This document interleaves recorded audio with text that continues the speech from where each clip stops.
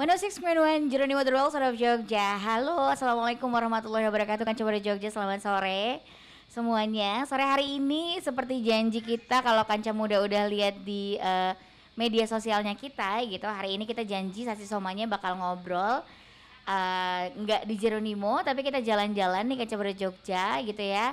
Dan hari ini kita pindah lokasi karena seharusnya di Balai Kota, tapi kita di rumahnya Bapak Heru Purwadi, Wakil Wali Kota Yogyakarta, dan tamu kita hari ini spesial banget Kanca Muda.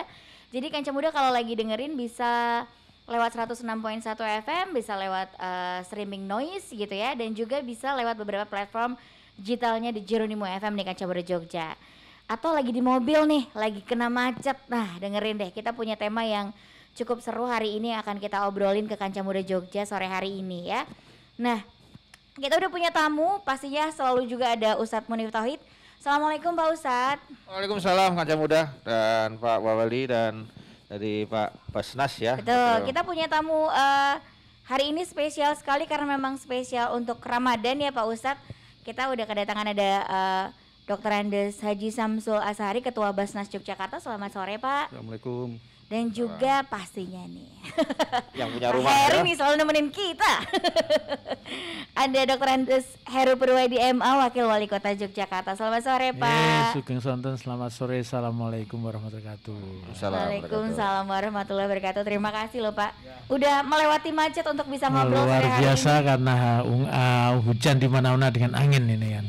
Iya. Beberapa pohon ada yang tumbang kan. Gitu. Jadi dekat sini ada pohon tumbang juga, Betul, makanya iya. Bapak mungkin harus muter tadi Pak. Betul, muter juga.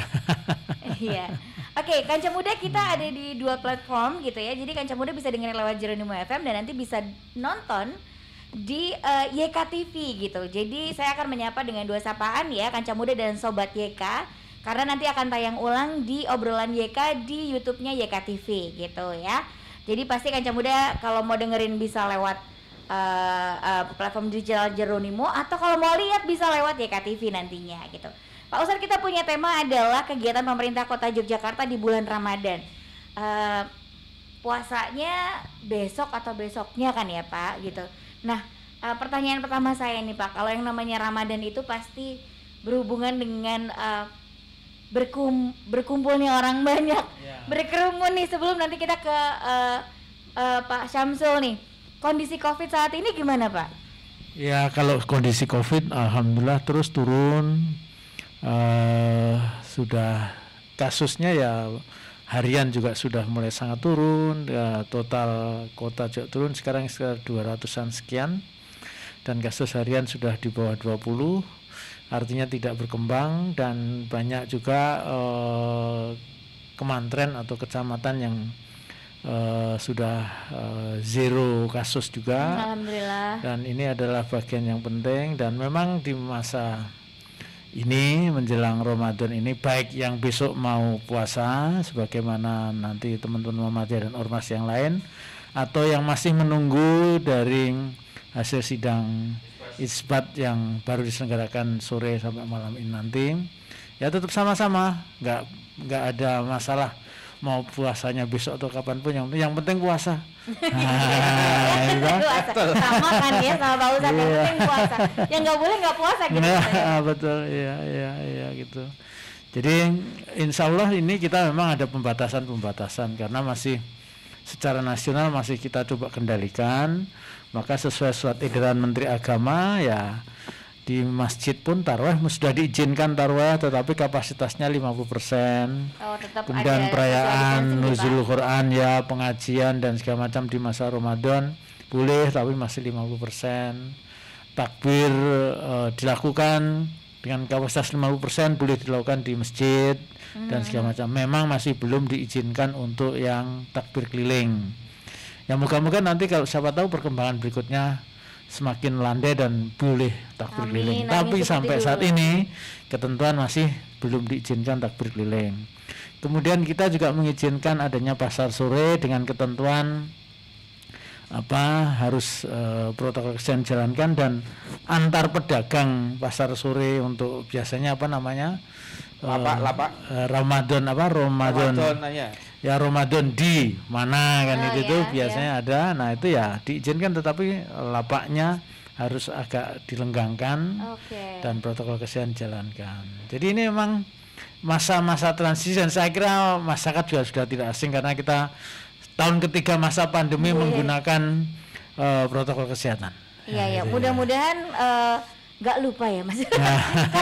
karena kan pasti ada kerinduan ya Pak di Iya. Ramadan ini untuk Iya. kembali melakukan aktivitas yang seperti dulu lagi gitu. Betul, Nanti udah ada betul. pasar sore, lupa desek-desekan gitu. Iya. Nanti mulai lagi lebarannya bukannya di Iya. rumah orang tua. Kita ingin kan semua nanti lebaran kumpul, Ramadan nih kumpul. Nah, tapi ya syaratnya kita sendiri. Karena sekarang sudah vaksin dan booster sudah kita lakukan dengan hampir semuanya. Booster memang belum semuanya, tetapi vaksin 2 hampir semua sudah kena. Artinya apa? Artinya ya kita punya kekebalan, tetapi bukan berarti vaksinnya tidak mampir kan gitu. Jadi untuk bisa memungkinkan kita berkumpul, maka selama masa menjelang Ramadan Lebaran ini kita harus jaga supaya tidak ada kasus meningkat di antara keluarga kita sendiri juga kan gitu. Betul ya, saling menjaga supaya Ya. tetap aman ya Pak. Karena masih tetap belum ramah virus ini terhadap mereka yang masih punya komorbid atau lansia. Kasus meninggal yang ada di kota Yogyakarta selama Omikron itu sekitar 50-an. Itu hampir 90% memang lansia dan komorbid. Nah, itu yang harus kita jaga, harus kita lindungi. Kalau kita cinta pada orang tua, nenek atau kakek, ya ayo kita jaga protokol kesehatan kita supaya kita berkumpul bersama nenek tetapi nenek juga sehat. Betul, betul. Jangan sampai nanti malah kumpulnya beda ya Pak. Ya. Deg-degan. Oke, Pak Ustadz, gimana nih Pak Ustadz Ramadan kali ini? Ya, Ramadan kali ini insya Allah mudah-mudahan lebih barokah ya. Ya, pertama diawali dengan hujan ini tadi. Insya Allah hujan ini juga membuat ketentraman. Kelihatannya Allah ingin ngasih kabar bahwa tidak usah emosi. Nanti sidangnya kayak apa, pokoknya yang mau puasa besok boleh. Misalnya nanti beda hari Ahad juga boleh. Jadi seperti Pak Wali tadi, yang nggak boleh yang nggak puasa. Nah, jadi istihad itu ada 2. Kalau dia salah itu pahalanya 1 Mbak Ela. Jadi kalau dia salah itu pahalanya 1. Kalau dia benar pahalanya 2. Jadi istihad itu boleh. Istihad itu adalah ulama berkumpul menentukan sikap. Nah, kebetulan Muhammadiyah itu sudah menentukan Sya'bannya selesai hari ini. Artinya nanti malam sudah bisa tarawih, besok pagi sudah puasa. Jadi ini kalau Muhammadiyah misalnya keliru pun tetap dapat pahala 1. Misalnya keliru menghitungnya, tapi dia sudah dengan ilmu falak, dengan hisab hakiki yang itu terstandar dan sesuai syariat. Nah, nanti malam ini walaupun sudah ada prediksi dari BRIN bahwa tidak akan terlihat hilalnya di konjungsi jam segitu, tapi kita nggak boleh mendahului dulu, siapa tahu nanti malam ternyata sama. Nah, jadi kalau hikmahnya pas sama, alhamdulillah. Kalau beda, alhamdulillah Mbak Ela. Begitu beda, itu artinya 10 hari terakhir tidak ada ganjil genap. Betul. Nah, kan nggak ada. Nggak ada. Oh, saya mau datang ke malam ganjil, enggak, ini Ganjilnya genap. siapa? Ganjilnya siapa? Genapnya yang mana?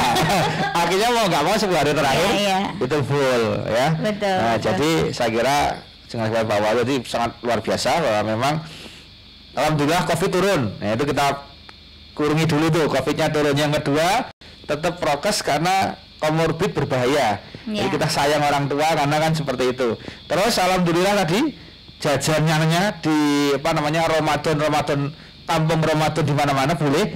Yang penting ada jarak ya, prokes ya, itu sudah luar biasa. Jadi intinya Ramadan tahun ini insya Allah lebih barokah ya. Amin, Insya Allah amin, lebih barokah amin. gitu. Jadi ini luar biasa dan kita ke beliau nih. Saya tadi tertarik ada program Basnas itu adalah sound system, Pak. Ini soundnya mau diapain? Iya, karena betul. terus terang saya sebagai Ustadz itu gini Pak Wali, saya tuh sebagai Ustadz tuh kalau begini enak. Jadi saya ngisi ini ada monitor, Pak. Jadi saya denger. Makanya kalau ada pemain band itu sering pakai yang di sini lah. Iya. Untuk kontrol suara sendiri. Nah, Ustadz itu kadang-kadang kalau soundnya nggak bagus itu nggak bisa kontrol suaranya sendiri. Nah, banyak loh, Pak. Masjid itu soalnya buruk, Pak, mohon maaf ya. Nah, ini nggak tahu salah siapa gitu ya. Padahal kalau diumumkan saldonya masjid ya besar gitu kan. Nah ini kita tanya ke beliau nih program-programnya itu salah satunya saya tertarik yang tadi apa sound system sama disinfektan ya. Betul ya. betul. Jadi pemerintah kota ini dengan Basnas juga akhirnya berkolaborasi untuk beberapa kegiatan yang mulai bangkit lagi ya Pak, mulai ada lagi, hipnya tuh dinaikkan lagi gitu ya. Nah itu tadi Pak ada beberapa program dan programnya apa saja gitu dan kalau untuk sound system itu diapakan Pak? Atau diganti baru? Ya, jadi gini, Basnas itu kan lembaga non struktural yang dibentuk oleh pemerintah Kota Jakarta. Jadi sebagai mitra pemerintah Kota Jakarta, tentunya program-programnya mendukung juga program pemerintah gitu ya. Jadi tadi sampaikan untuk Ramadan ini kami ada beberapa program. Yang pertama bersih-bersih masjid BBM. Jadi kami menyiapkan tim ya, bekerja sama dengan tim Cinta Masjid itu keliling dari 500 masjid di Kota Jakarta itu keliling kita bersihkan. Termasuk kita semprot desinfektan supaya turis-turis itu, dan itu udah berlangsung agak lama ya, udah 2 tahun selama pandemi sampai sekarang kita intensifkan itu.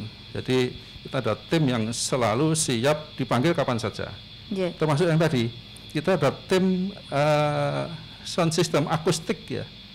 Akustik, perbaikan sound system masjid. Banyak masjid yang amplifiernya bagus, mic-nya bagus, tapi settingannya tidak bagus. Sehingga kita ketika khotib itu naik mimbar berkhotbah itu suaranya ngak-ngik gitu ya. Itu ada satu tim khusus yang kemarin kita sekolahkan di TOA. Nah itu yang mereka ada sekolahnya itu Pak? Iya. Nah, dia khusus nyeting. Kalau kabelnya nggak standar dia akan bilang diganti gitu ya. Jadi itu sudah ada kurang lebih 200 masjid dari 500 masjid di Jogja yang kita perbaiki soundnya. Termasuk masjid sudah banyak ya Pak? Oh ya, termasuk di masjid di luar kota Jogja juga pada minta, di Sleman, di Bantul, bahkan di luar Jogja. Dan itu alhamdulillah efektif sekali. Termasuk Masjid Balai Kota yang dulu problem dengan sound yang tidak tidak standar dan suaranya menggema gitu ya. Itu yang sekarang sudah teratasi. Termasuk kami juga punya program santren duafa tiap Ramadan. Jadi kita menyasar tuh abang-abang becak dan kuli-kuli bangunan itu kalau puasa kan agak berat ya bebannya. Penumpangnya sepi juga. Kalau toh ada penumpang dia agak berat juga bekerja. Nah itu kita rekrut untuk pesantren Ramadan. Selama 1 bulan kita pondokkan di masjid. Oke. Ya, itu ngapain aja Pak? Apa yang dilakukan oleh tukang becak itu? Dan kegiatan di masjid. Belajar ngaji, kalau malam tadarus. Tiap sholat 5 waktu dia harus hadir di masjid. Kalau punya becaknya pas sholat harus diparkir di masjid. Dan di akhir bulan kita kasih semacam santunan kurang lebih 1 juta per kepala. Jadi slogannya golek ganjaran oleh bayaran. Itu. Jadi daripada dulu tuh kita kasih percuma-cuma, nah sekarang sambil dia bayar nyantri gitu ya. Dan alhamdulillah alumninya sudah ratusan, karena tiap angkatan ada kurang lebih 100 ya. 100. Termasuk kemarin kita dengan Pak Wali ini memberi santunan kepada para marbot masjid yang kurang mampu. Ada kurang lebih 500 ya. Kita kurang lebih mengucurkan dana kemarin 330 juta ya untuk program itu. Jadi itu yang antara lain program kita di bulan Ramadan itu. Oke, banyak sekali ya Pak, sampai 310, kalau nggak salah 310 juta juga digunakan untuk marbot jamaah masjid gitu ya Pak. Itu dananya dari Basnas atau yang dikumpulkan masyarakat? Dana zakat. Dana zakat yang disetor dari ASN terutama ASN Pemkot. Di ASN Pemkot itu semua zakatnya melalui Basnas Kota Jakarta. Gitu. Ditawarin Pak, Cilunimu kalau mau ikut zakat karyawannya boleh, itu tawarin alhamdulillah. Oke. Berarti sebenarnya banyak sekali yang sudah dijalankan ya Pak. Itu akan dijalankan juga tahun ini gitu atau ada beberapa yang sudah dijalankan dan akan seperti tadi pesantren Duafa itu sudah ada beberapa orang yang terdaftar gitu. Itu sudah setiap tahun. Oh, setiap tahun. Sudah angkatan kelima ini. Oke. Hasilnya seperti apa Pak itu? Ya alhamdulillah mereka semakin rajin ya kalau kita lihat tuh. Ya ngajinya terutama baca Qur'annya. Kita juga bentuk pesantren untuk Quran, khusus Quran untuk pegawai-pegawai pemerintah kota dari OPD itu. Jadi mereka belajar tahsin. tiap-tiap kelompok, tiap OPD, tiap dinas itu ada itu. Kita keliling, ada ustadznya, kita ada penyuluh yang jumlahnya 106 itu kita manfaatkan untuk mengajar tahsin Quran itu. Oke, berarti pesantren Duafa sendiri itu selalu berganti, Pak. Ada pendataan dan berganti orang-orang yang ikut dalam setiap tahunnya. Iya, ganti. Oke.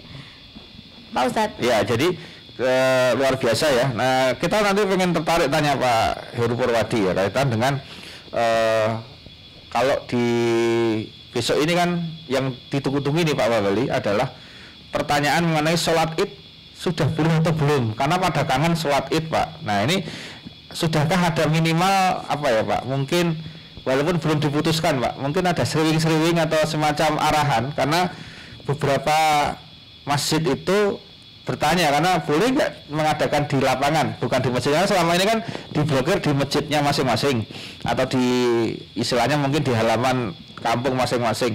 Boleh nggak misalnya alun-alun utara dipakai kayak gitu-gitu? Apakah sudah ada informasi Pak Heru? Atau mungkin ada arahan yang mungkin masyarakat kan ada yang bertanya begitu ini tentang sholat Id, mungkin Pak Heru bisa memberikan informasi awal Pak mungkin. Kalau edaran dari Menteri Agama dan juga edaran Wali Kota memang salah satu di antaranya yang mengatur tentang sholat Id. Sholat Id itu bisa diselenggarakan di masjid atau juga di lapangan tertentu. Jadi memang nanti akan ada proses untuk monitoring dari gugus tugas di mana tempatnya dan kapasitasnya berapa ini yang harus nanti dirembuk. Jadi memang sudah boleh di masjid, ada juga di lapangan. Seperti tahun kemarin kan sebagian juga sudah ada yang di lapangan, sudah ada yang di tempat lapangan tenis dan segala macam. Tahun kemarin kan sudah jalan juga. Tahun ini pun masih jalan juga. Artinya ya untuk kapasitas besar memang sampai sekarang belum ada petunjuk dan nampaknya masih belum diizinkan untuk yang kapasitasnya besar. Tapi untuk yang di lapangan standar umumnya lapangan sudah dimungkinkan gitu. Jadi kaca muda yang di Jogja pengen sholat Id atau menyelenggarakan sudah boleh, tetapi masih seperti kemarin Pak ya. Jadi masih di lapangan terbatas, tentu mungkin lapor ya Pak ya ke gugus untuk mungkin dilakukan pendampingan atau mungkin check up gitu. Nah, jadi Mbak Ella yang menarik juga tadi adalah tentang program mengaji itu kan. Nah, kalau dalam program mengaji ini posisinya sebetulnya kan ini kebijakan yang luar biasa Mbak Ella. Jadi yang namanya pemimpin itu kenapa besok? Jadi ini adalah berita baik untuk Pak Wali karena hadisnya jelas Pak bahwa pemimpin yang adil, pemimpin yang bisa menjaga amanah dengan baik itu besok masuk surganya pertama Mbak Ella. Nah, jadi ada beberapa orang yang kategorinya itu masuk surganya nomor 1. Nah, termasuk pemimpin yang adil dan amanah. Artinya di sini pemimpin itu kalau dia punya legend policy yang kemudian mewajibkan ngaji, mewajibkan yang positif gitu, itu kan menjadi pahala jariah. Betul. Oh, itu programnya Pak Heru dulu terpaksa ngaji karena dipaksa. Nah, itu nggak apa-apa. Terpaksa. Akhirnya bisa, gitu kan. Okay. Nah, jadi selama Bapak jadi wakil wali kota ini, Pak, kalau lihat religiusitasnya Pemkot itu menurut Bapak kayak apa sih, Pak? Mungkin selama ini secara sekilas pandang, Pak, artinya tingkat ASN-nya dalam hal religiusitasnya itu kayak apa, Pak? Ya, kalau diukur ya agak susah. Ya, paling nggak secara umum, Pak. Ya. Tapi kalau dilihat dari kegiatan di masjid, kegiatan dari zakat atau infaknya dan segala macam itu ya sangat bagus. Basnas ini kan mayoritas berasal dari Pemkot. Itu per tahun 5,9 miliar itu. Wow, itu dari sebagian besar ya, ada yang dari teman-teman kepolisian, ada yang dari teman-teman perbankan, ada yang teman-teman sekolahan dan segala macam, tapi mayoritas itu berasal dari ASN Kota Jakarta. Kegiatan sholat fardu misalnya ya tetap ada meskipun ya tidak penuh seperti kalau Jumat, tetap aja ada. Kemudian pengajian-pengajian yang diselenggarakan oleh pemerintah kota juga ada dan segala macam. Ya memang kita tidak, apalagi di masa pandemi ini agak susah untuk mengukurnya karena memang ada pembatasan-pembatasan. sehingga memang memungkinkan untuk tidak dilakukan kegiatannya secara terbuka. Pengajian di Masjid Balai Kota pun masih kita batasi jumlahnya juga. Jadi memang harapan kita itu kan pada umumnya orang bekerja itu memang mengerahkan semua energi yang dia miliki. Nah, pelepasan dan untuk kita mengontrol supaya kita masih tetap seimbang dan segala macam itu biasanya kita larinya ke Allah, ke Tuhan, ke masjid, dalam bentuk apapun supaya ada keseimbangan kegiatan yang sifatnya kantor dan kegiatan rohaniah dalam rangka untuk menguatkan diri, menyeimbangkan diri kembali agar kita senantiasa masih bisa terus bekerja.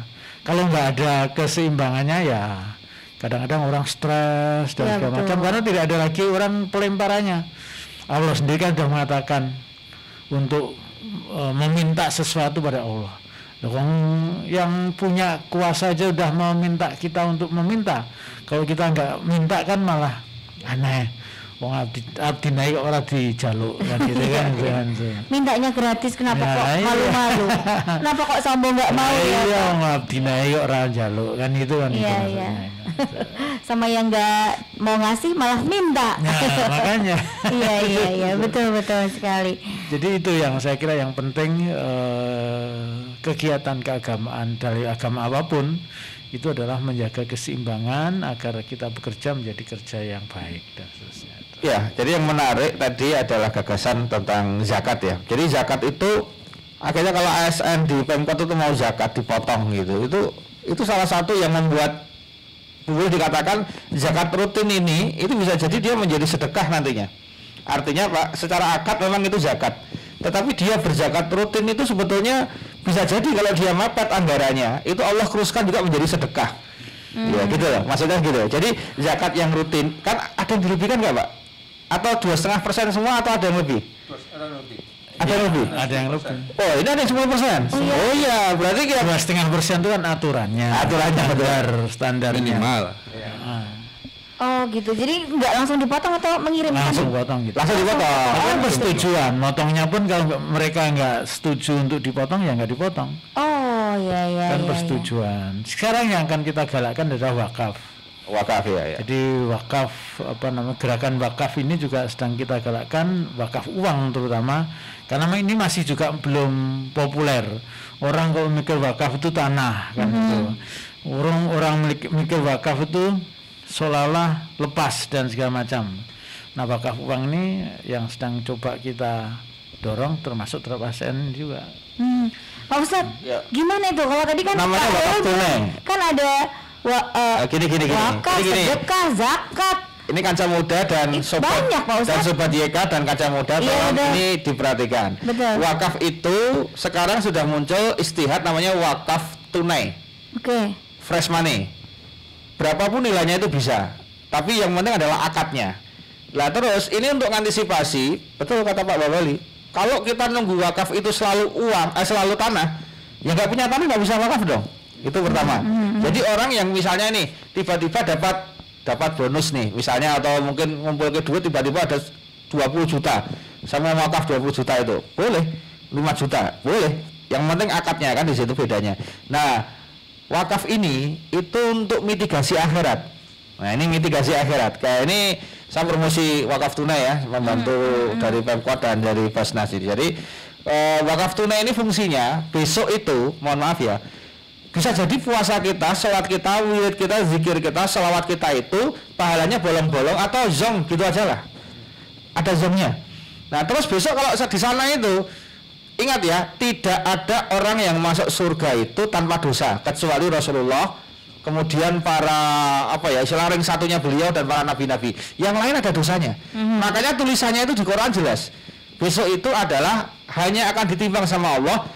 Amalannya lebih banyak baiknya atau buruknya. Jadi ingat, mizan itu fungsinya menimbang. Jadi nggak ada yang satu nggak ada timbangannya, yang satu mesti ada. Nggak mungkin satunya kosong. Berarti kan semua orang masuk surga adalah orang yang punya dosa. Cuma setelah ditimbang ada selisih dikit saja kebaikan lebih tinggi 0,000 sekian surga. Nah, wakaf itu tujuannya apa? Pahalanya gede. Nah dia biar nggak istilah timbangan langsung jelok gitu loh. Siapa tahu nolong amal-amal yang zam ini, wakaf tunai ini bisa menolong Mbak Ella. Nah jadi dalam Islam itu yang tertinggi namanya wakaf. Itu nomor 1. Baru diturunkan menjadi sedekah.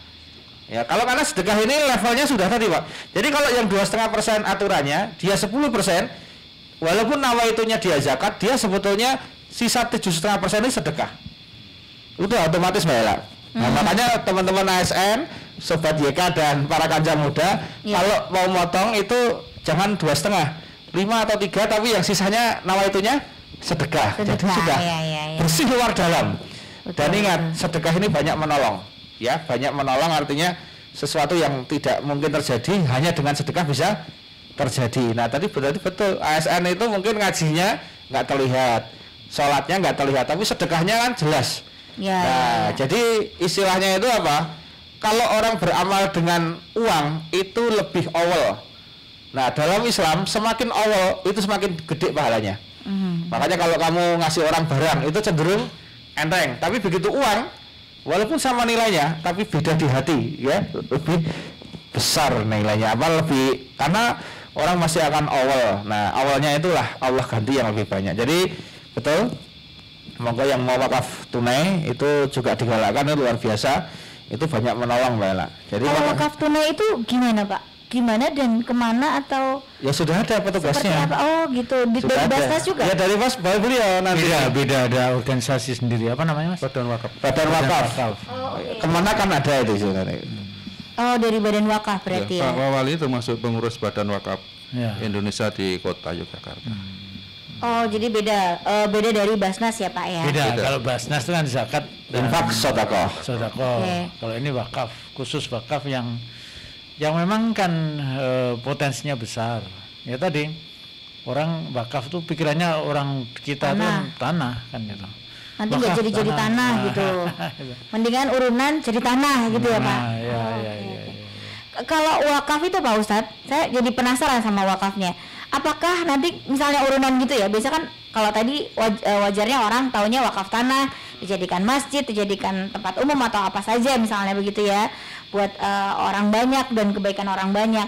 Nah kalau ini akan misalnya seperti Basnas yang akan disalurkan lagi menjadi sebuah kegiatan, kemanfaatan, atau harus dijadikan tadi tuh misalnya jadi tanah yang bermanfaat yang bisa digunakan orang banyak dengan cukup lama gitu, itu gimana? Beda ya. Jadi kalau Basnas tadi dia tidak ngurusin wakaf. Iya. Ya dia kan namanya kan nomor 1 zakat dulu. Betul. Nah, kemudian ada sedekah, kemudian ada infak. Nah sekarang Basnas ini termasuk organisasi yang luar biasa karena sudah bisa memapping ini untuk apa. Akadnya jelas ya. Nah kalau wakaf tadi Mbak Ella itu nggak usah dipikir dalam artian begini. Kita kan hitung-hitungan banget itu Pak Wali, seringnya kan hitung-hitungan banget. Pantas kamu gak kaya-kaya. itu kan banget gini loh Mbak. Ini kayak wakaf tunai ini nanti tidak harus dibelikan tanah. Dia bisa menjadi jariah dalam bentuk lain. Ya, makanya nanti Badan Wakaf ini tugasnya adalah bagaimana membuat lifetime dari nilai wakaf tunai ini kayak wakaf yang lain. Okay. Misalnya contoh sederhana ya, dalam bentuk pendidikan. Ketika orang hafal Quran, hafalannya nempel sampai dia mati loh. Itu kan pahalanya terus dia menjadi pasif amal. Ada pasif income, ini pasif amal. Nah kemarin lihat fenomena Ibu Suciati ya, yang menjelang wafat 4 hari menjelang wafat dia katanya kerasa mati iki. Langsung meninggal. Sertifikat ya meninggal lah. Mana sertifikatnya? Bawa sini. Saya sekarang panggil untuk Kemenak sama wakaf sekarang. Ibu, besok aja Bu kalau udah sehat. Enggak sekarang. Kelihatannya dia kroso saat-saat terakhir. Nah dia langsung wakaf itu untuk pesantren dan main macam-macam. Itu keren sekali. Karena wakaf itu ya, itu sodakoh, zakat, infak. Itu dengan wakaf lewat. Dia tertinggi. Kalau istilahnya booster Pak ya, atau mungkin apa ya. Pokoknya sing paling gede lah. Jadi dia tuh kami di masyarakat ekonomi syariah DIY itu ada juga wakaf tunai. Jadi wakaf tunai itu akadnya adalah kami titip sejumlah uang, tetapi uang itu nggak hilang, hanya kan kita simpan di bank syariah. Nah manfaat dari uang inilah yang kita manfaatkan, tetapi uangnya nanti kita perjanjian misalnya 4 tahun, 3 tahun. 3 tahun nanti uangnya ini kembali lagi. Cuma nilai manfaat dari uang tadi dengan bank syariah itu kita manfaatkan untuk kegiatan yang lain. Jadi tergantung akadnya ya nanti gitu. Jadi nggak kehilangan uang dalam arti nek wakaf itu tergantung akadnya sendiri tadi.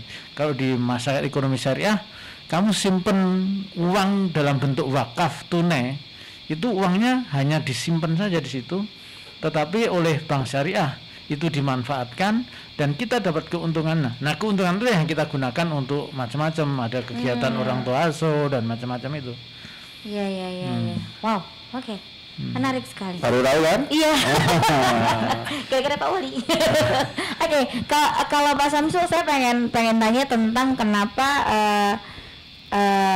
Mas Basnas juga punya program edukasi zakat gitu. Seberapa banyak orang yang masih perlu diedukasi mengenai mengeluarkan zakat ini, Pak? Ya, jadi gini, kita setiap tahun mengevaluasi program-program kita. Kita ada SWOT ya, kelebihan, kekurangan dan kekuatan gitu ya. Potensi zakat di daerah istimewa Yogyakarta kan menurut kajian strategis Basnas, pusat kajian studi Basnas itu kan kurang lebih 3 triliun. Seluruh DIY ya, seluruh DIY itu 3 triliun itu. Kalau kota Tok berapa, Pak? Ada datanya nggak, Pak? Kota Tok di breakdown kota mungkin ya dibagi 5 lah kurang lebih ya. Dan selama ini baru terkumpul 150 miliar seluruh DIY. Nah, itu antara lain kurangnya literasi. Jadi pengetahuan masyarakat tentang zakat itu kan masih minim. Tahunnya zakat fitrah gitu ya. Zakat fitrah. Iya, zakat fitrah, zakat ma, zakat saham dan sebagainya belum mengenal. Makanya kita perkuat edukasi itu. Beberapa waktu yang lalu kita kerjasama dengan UIN, dengan Gontor itu edukasi wakaf uang. Kita mengundang pakar dari Jakarta, dari Basnas Pusat dan juga dari UIN Jogja. Dan juga kita membuka namanya pustaka Basnas. Jadi kita ada pustaka yang tapi elektronik ya. Jadi bisa dibuka siapapun. Itu tentang hukum-hukum zakat, fikih zakat dan peraturan perundang-undangan tentang zakat itu ada di situ. Termasuk kita di lingkungan Kota Yogyakarta kita kerjasama dengan Pemkot, dengan Kementerian Agama itu membentuk namanya Duta Zakat. Kita ambil dari para penyuluh agama yang jumlahnya kurang lebih 108 ya. Itu yang mereka masuk ke masjid-masjid, kita bekali dengan buku-buku khotbah tentang fikih zakat. Itu mereka yang mensosialisasikan secara terus-menerus. Di samping itu kita juga membentuk unit-unit pengumpul zakat. Ada kurang lebih 200 ya unit pengumpul zakat di Kota Yogyakarta. Di tiap kementerian itu ada juga, kemarin sudah kita bentuk 14 ya, di tiap OPD, di sekolah-sekolah, dan nanti di masjid-masjid, UPZ masjid itu ada kurang lebih 100. Dari 500 masjid yang di Kota Jogja, ada kurang lebih 106 yang sudah menjadi UPZ Basnas, unit pengumpul zakat, yaitu tugasnya untuk mensosialisasikan dan juga membantu Basnas di bidang pengumpulan. Itu saya kira yang perlu edukasi itu ya. Itu aja dengan dana yang masih segitu sudah bisa dimanfaatkan, apalagi kalau bisa sampai maksimal. Kalau sadar semua, jangan tanya, itu kemiskinan mentas itu insya Allah. Amin. Iya betul serius. Jadi luar biasa ya. Jadi apa namanya? Nggak usah ditanya Mbak Ella. Salabah itu dulu datang ke Rasulullah. Ya Rasulullah doakan aku jadi orang kaya. Nggak usah. Bahasa saya ini nggak usah. Besok datang lagi Mbak Ella, ya Rasulullah doakan aku jadi orang kaya, sampai 3 kali loh. Akhirnya Rasulullah, ya sudah kalau kamu ngotot tak doain, tapi kamu nanti lupa pasti kalau kaya. Enggak ya Rasulullah. Oh ya Rasulullah sudah tahu nih, didoain. Setelah saya doa, Rasulullah ngasih kambing nih. Nih kambing cowok cewek, kamu bawa, kamu ternain. Wes tenang, begitu bertahun-tahun asetnya tambah Mbak Ella. Omsetnya naik, asetnya naik. Sampai Rasulullah itu ngirim tim tagih itu si Salabah itu belum zakat dia, begitu ditagih, wah belum sempat saya ngitungnya masih banyak, besok aja lah kapan-kapan tagih sampai akhirnya Rasulullah marah. Akhirnya kemarahan Rasulullah itu didengarkan sama Allah, akhirnya dibikin bangkrut, mati kabeh kena pandemi, mati kabeh itu. Nah, mungkin ada pengalaman kaitan dengan zakat gitu kan, karena nek orang dipaksa, orang diedukasi, nggak diliterasi, mungkin kan nggak mau keluar atau apa gitu kan Pak. Ya, masyarakat tuh nggak bisa membedakan sedekah sama zakat. Apalagi kalau infak tuh ngertinya masyarakat ya di masjid. Ya betul. Infak ya kalau naruh di ya namanya infak di masjid. Zakat fitrah itu kadang-kadang keliru soalnya zakat tuh zakat fitrah itu. Oh betul. Persepsinya ya. Persepsinya kan itu. Nah padahal kan di undang-undang perpajakan pun itu sebenarnya sudah bisa mengurangi kewajiban bayar pajak manakala membayarkan zakat di masjid. Jadi nanti petugas pajak itu kalau misalnya saya tahun ini memberikan zakat kepada nilai ini, misalnya ke Basnas nilai ini, dan ini nanti bisa dijadikan pengurang terhadap kewajiban pajaknya. Karena zakat ini sudah bisa juga digunakan manfaatnya seperti pajak. Pajak dipakai untuk membangun macam-macam, zakat juga dipakai untuk membangun masyarakat. Ya. Nah ini kan undang-undang sudah mengakomodasi itu sebenarnya. Artinya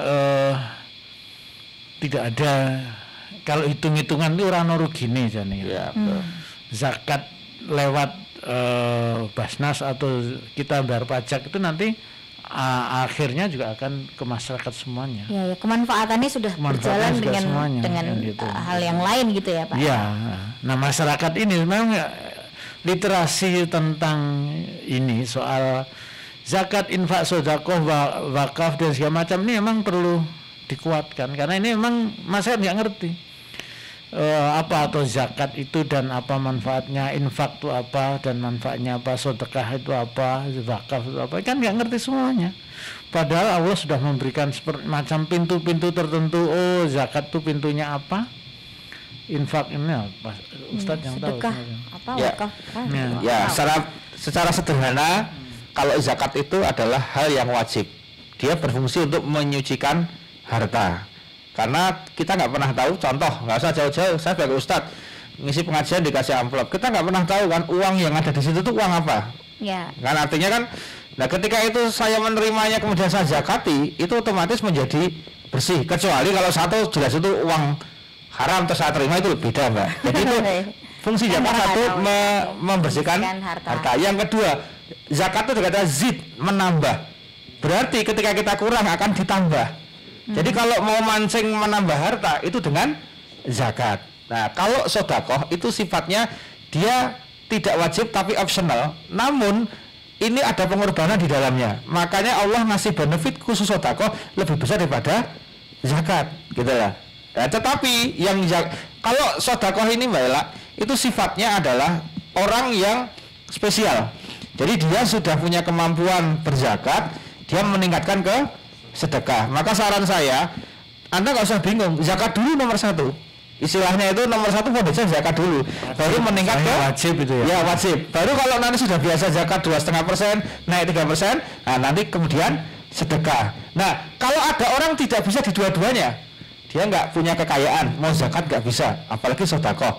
Nah Allah ngasih alternatif ketiga. Allah tidak beri jalan yang lain. Ya, ada alternatif yang terakhir. Apa itu Pak Ustadz? Infak. Nah, yunfiku itu untuk semua orang tanpa terkecuali, tanpa golongan apapun, semua bisa infak. Kalau bahasa saya, infak itu receh. Jadi uang receh dimasukkan ke masjid cemplung-cemplung itu namanya infak. Kalau sedekah itu nggak boleh receh, dia harus nominal besar karena dia sudah lolos di zakatnya. Nah, khusus wakaf ini orang yang tadi crazy rich Pak. Crazy rich ini. Kalau wakaf itu crazy rich istilahnya.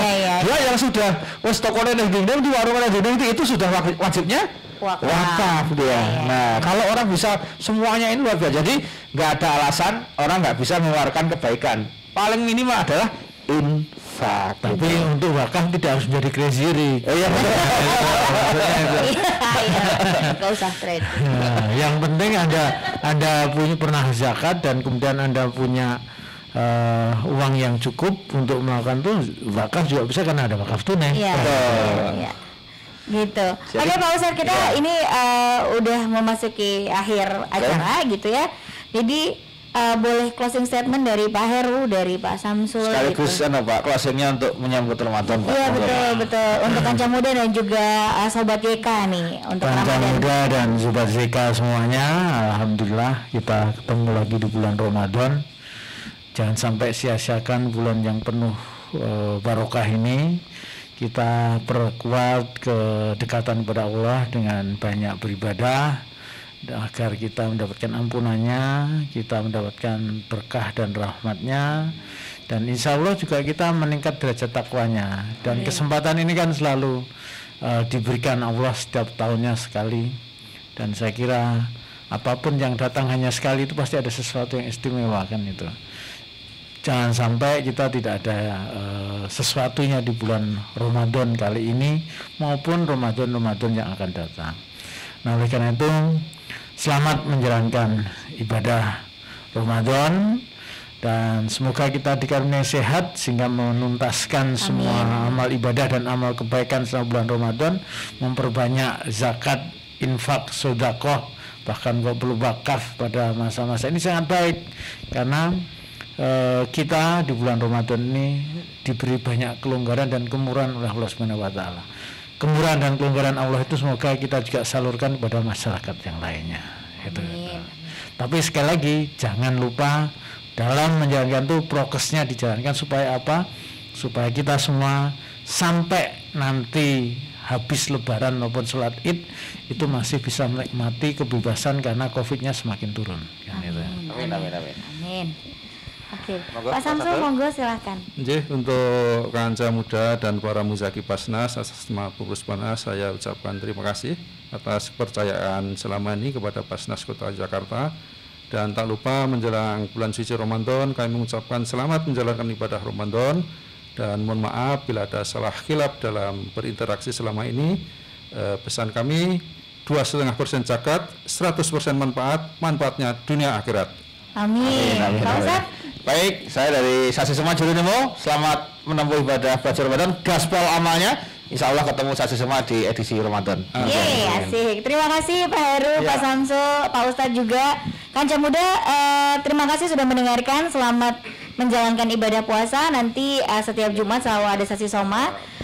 Mudah-mudahan Kanca Muda Jogja sore hari selalu mendengarkan di jam 16.30 sampai dengan 7 sebelum berbuka puasa gitu. Mudah-mudahan menambah ilmu dan manfaatnya. Terima kasih Bapak-bapak. Assalamualaikum warahmatullahi wabarakatuh. Dan jangan lupa nonton tayangan ini di YK TV ya, Sobat YK dan juga Kanca Muda Jogja. Ella pamitan. Assalamualaikum warahmatullahi wabarakatuh.